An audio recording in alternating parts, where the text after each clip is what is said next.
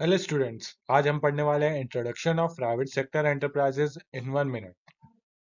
अब हम उन सबको डिटेल में पढ़ने वाले हैं। फर्स्ट पॉइंट है introduction to private sector enterprises.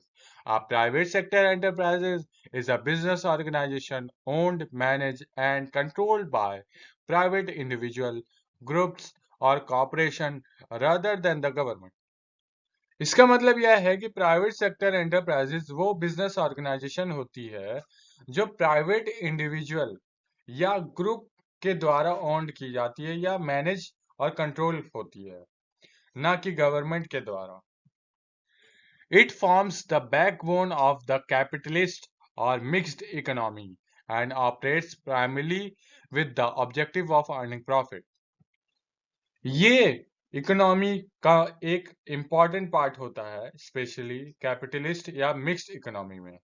इसका मेन ऑब्जेक्टिव होता है प्रॉफिट अर्न करना। अब हम पढ़ेंगे मीनिंग।